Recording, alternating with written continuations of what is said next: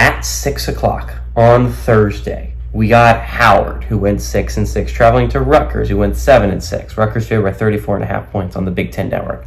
I know, this doesn't sound like a great game on the surface. Howard, Rutgers, who cares?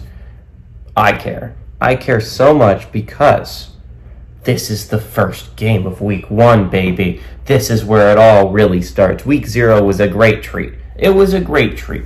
You get a little bit of football. You get 4 football games. But this is the first time we get a full slate of football, my boys. We get every single college football team playing in like a 5-day window. Because you get Thursday, Friday, Saturday, Sunday, Monday. Baby, 5 whole days of football. And what I love about week 1, I understand this happens every week of the entire season as you get most teams play.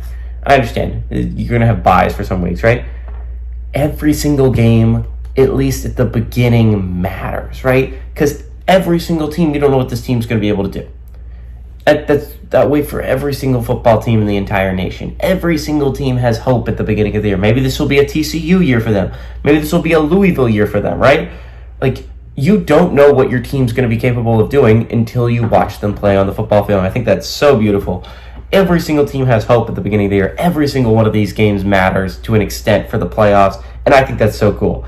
Gavin Wimsatt for Rutgers went 138 at 289 last year, threw for 1,735 yards, 9 touchdowns, 8 interceptions. Kyle Monangai had 242 carries for 1,262 yards and 8 touchdowns.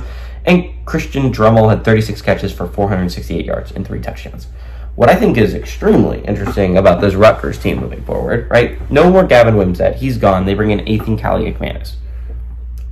I wasn't the biggest Kaliakmanis fan when he was at Minnesota, but I will say that Rutgers went 7-6 last year without really a quarterback that would manage the offense, right?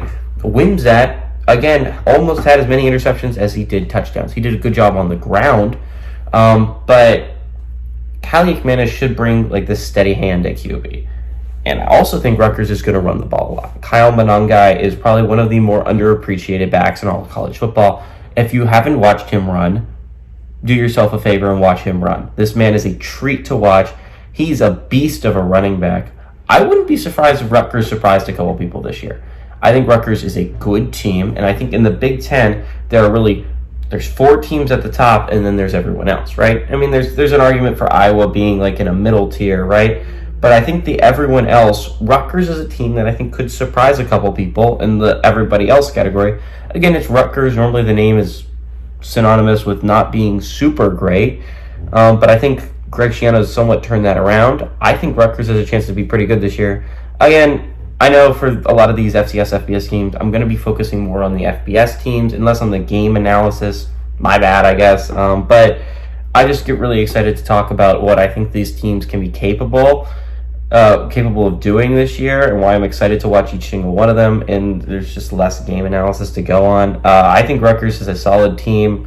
I don't know that much about Howard is the thing. It's like I don't know that much about FCS teams, but I do know a lot about Rutgers. I watched a good amount of Rutgers football last year. I think Rutgers has a really good squad built together this year.